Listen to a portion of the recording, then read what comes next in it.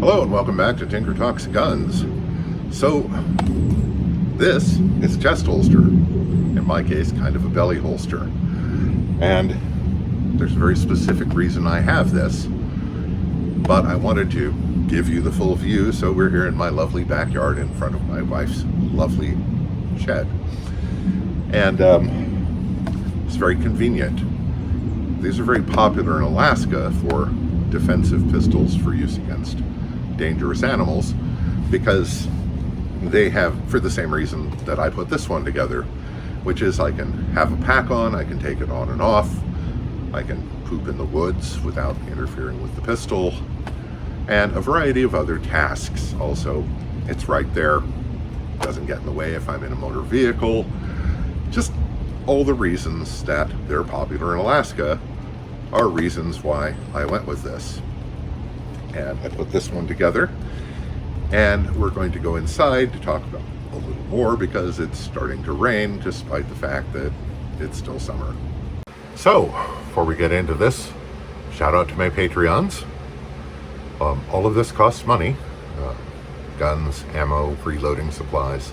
Your contributions help more than you know. I'd also like to thank channel benefactors, those individuals in business who, while not sponsors, have been very helpful by providing me with the use of their facilities, ammunition for reviews, and sometimes guns to show you and talk to you about. And have just in general been very, very helpful. So thank you all. So this year I've been talking to a young friend of mine who's eager to go hunting with me because he never has. And I'm right there with him. I like venison. I like it a lot. And never been so much into the sport of hunting. Nothing wrong with it if you are. To me, it was always an excuse to go out in the woods and maybe bring home some meat, relatively free meat. There have been occasions where I'm so much enjoying the great outdoors that I decide not to spoil it by actually shooting a deer. Because, then I have to process it and carry it out. That's a lot of work. Okay, those times are in the distinct minority and far in the past. These days I have a chest freezer to fill. And the venue we're hunting in, Whidbey Island, which is a quite large island with a great many parks on it in Puget Sound. And because of those great many parks, the deer breed where no one can interfere with them on the parks and spread out across the island.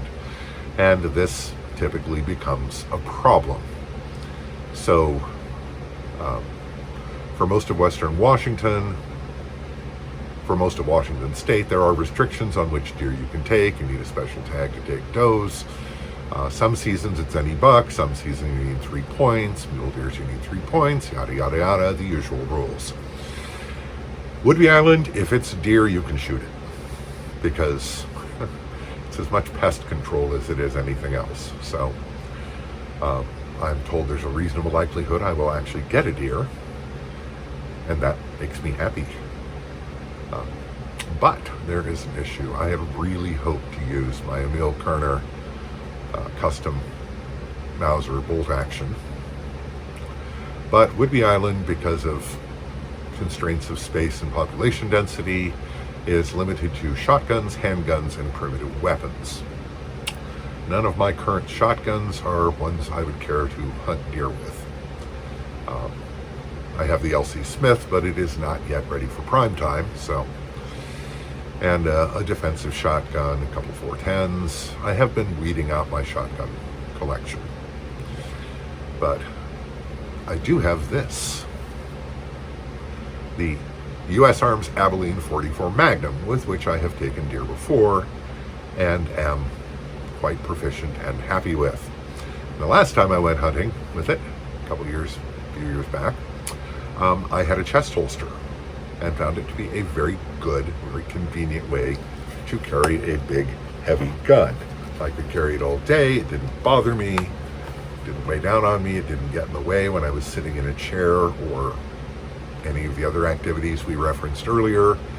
And this year there will be some walking, and I will be taking a backpack with some essential supplies. And it also has a built-in camelback for hydration, which is useful. But I'm going to be wanting to take that off and on. And the chest holster just is a natural. So let's have a look at the details of this on the tabletop. So the Abilene we have covered in another video, so we don't really need to talk about that. Suffice to say, it is just a wonking, big, heavy, very good quality and accurate 44 Magnum. And that's about all that needs to be said about that. The holster, this one I made because I make knife sheaths for my custom knives. I'm quite familiar with leather work, and I don't know how this happens. I lost my chest holster. How do you lose a chest holster? So I decided I needed to replace it for this year. And it's a pretty simple setup. It has a cross loop that goes across the body, as you saw. And this is attached with stitching. Not my best work, but it works. And then at the ends, it attaches by rings, which I made out of 1/8" brass rod and silver soldered them together so they won't open on me and dump the holster when I don't expect to. And there is only one buckle on the whole thing, which is the body strap. And again, I made this out of 1/8" brass rod. And this is heavily reinforced with stitching. The holster is a simple fold-over type holster stitched along one edge. And before I did that, I stitched this for the snap so that it's not protruding to the inside of the holster where it will scratch the gun or otherwise annoy me. And then this strap is firmly attached by stitching and passed through to the front of the upper retention loop. On the back is this nice reinforced panel, well stitched in, that holds the loops, which greatly simplified holster construction. And then here I simply poked a hole in it so that I didn't need to mess around making another loop or otherwise fussing with annoying leather work. And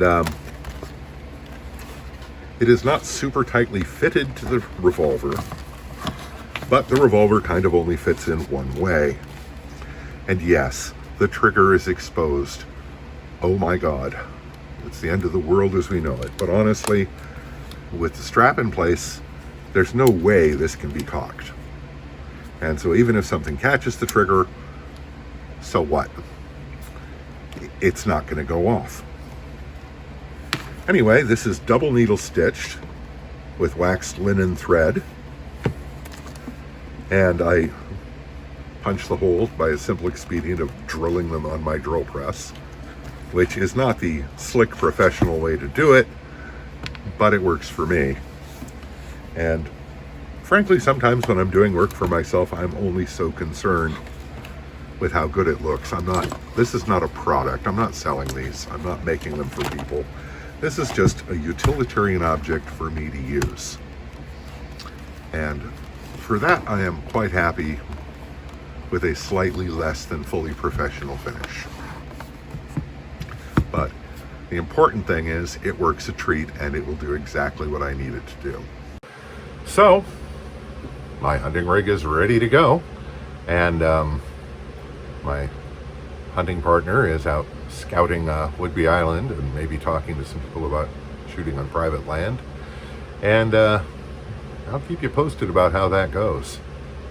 Anyway, I did want to show you that holster, explain the rationale for it, like that. So I hope this finds you well. Stay safe, take care, and we'll talk to you again real soon.